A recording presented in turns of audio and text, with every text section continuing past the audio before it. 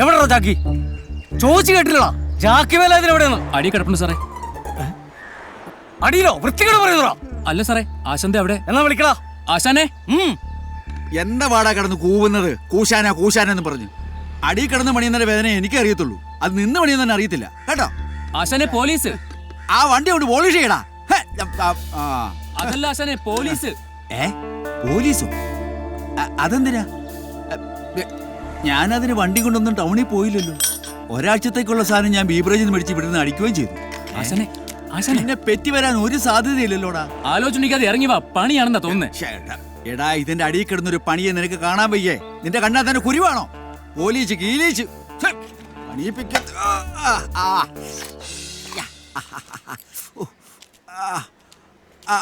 നമ്മുടെ വണ്ടി അതാ ദോ ആ കിടക്കുന്നതാണേ. അത് പോലീസ് ജീപ്പല്ലേ? സാറ് കാക്കയില്ലാത്തോണ്ട് എനിക്ക് മനസ്സിലായില്ല. അത് പണിയാണോ സാറേ? അതേടാ, അത് നിനക്കൊട്ടൊരു പണിയോ? ജോഷി, അവനെ കൊണ്ടുപോവാ.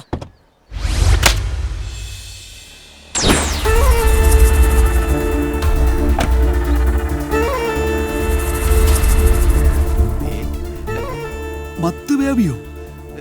ഇവനെ എന്തിനാ ഇവിടെ കൊണ്ടുവന്നേ? ഇവൻ കൊണ്ടുവന്ന വണ്ടി എവിടെടാ? ഏത് വണ്ടിയാ സാറേ? എടാ, സ്പിരിറ്റ് കിടത്തി വണ്ടി ഇവിടെ കൊണ്ടുവന്ന് പണം നല്ലവും പറഞ്ഞത്. അയ്യോ, ഇവൻ വണ്ടി കൊണ്ട് സമയം എപ്പോഴാടാ? ആരൊക്കെടാ വണ്ടിയിലുണ്ടായിരുന്നോ? നിനക്കെന്താടാ സ്പിരിറ്റ് എടുത്തുമായിട്ട് ബന്ധം? എന്റെ പൊന്ന് സാറേ, ഈ ദ്രോഹിയായിട്ട് എനിക്കൊരു ബന്ധവും ഇല്ല. ഇവൻ ഇടയ്ക്കിടയ്ക്ക് വണ്ടി കൊണ്ട് ഈ വർക്ക്ഷോപ്പിൽ വരും, പണിയിപ്പിച്ചിട്ട് അങ്ങ് പോകും. വർക്ക്ഷോപ്പിൽ വരുന്നോട് എന്തിനാ സാറേ ആവശ്യമില്ലാത്ത കാര്യം അന്വേഷിക്കുന്നത്?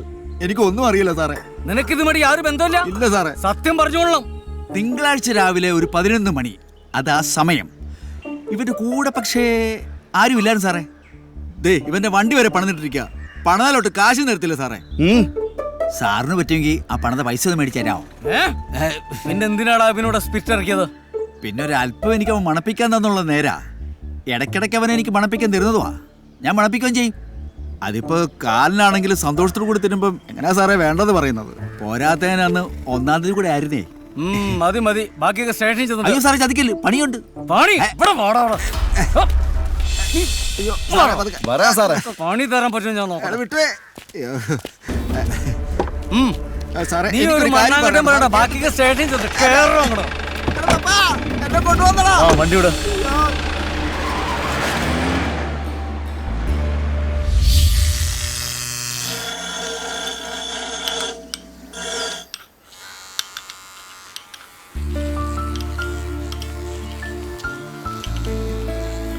ജെനിയന്റി, ബേബി ചാന്റെ കാര്യം അറിഞ്ഞോ? ഇല്ല. ഇല്ലേ? ലെന ഇന്ന് ക്ലാസ്സിൽ പോയില്ലേ? ഇല്ല, എൻട്രൻസ് എക്സാമിന് അപ്ലൈ ചെയ്യാൻ പോയതാ. മിട്ടു പറയാൻ വന്നത് എന്താന്ന് വെച്ചാ പറ. അത് ബേബി ചാൻ ഒരു വണ്ടി പണിയാൻ തന്നിരുന്നു. അതിപ്പോ പോലീസുകാർ ബേബി ചാനെയും കൂട്ടി വന്ന് വണ്ടി കൊണ്ടുപോയി. കൂടെ നമ്മുടെ ആശാനെയും കൊണ്ടുപോയി. വണ്ടി എന്തോ റെന്റിനെടുത്തിട്ട് സ്പിരിറ്റോ മറ്റോ കടത്തിന്നാ പോലീസുകാർ പറയുന്നത്. അതിനിപ്പോ ഞാനെന്ത് വേണം?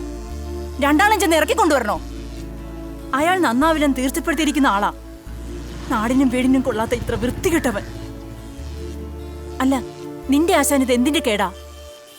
ഞങ്ങൾ പോലീസ് സ്റ്റേഷനിൽ കയറി മടുത്തു കുഞ്ഞെ. എന്നെങ്കിലും ഒരു ദിവസം നിങ്ങൾക്ക് കേൾക്കാം മത്തി ബേബിയുടെ ഭാര്യയും മകളും പരലോകത്തെത്തിയത്. നിന്റെ ആശാൻ പോയി തൂങ്ങട്ടെ. അയാളെ വർക്ക്ഷോപ്പിൽ കയറ്റരുതെന്ന് എത്രയോ തവണ ഞാൻ പറഞ്ഞിരിക്കുന്നു. ഒടുവിൽ നിങ്ങൾക്ക് തന്നെ അയാൾ അന്തകനാവും. നോക്കിക്കോ. എന്റെ കുഞ്ഞിനെ ഓർത്തിട്ടാ ഞാൻ ഇത്രയും ക്ഷമിച്ചത്. ഇനി എന്റെ മോളുടെയും ദേഹത്തെങ്ങാനും കൈവച്ചാൽ അയാളെ വെട്ടി ഞാൻ 2 തുണ്ടമാക്കും. മാടി.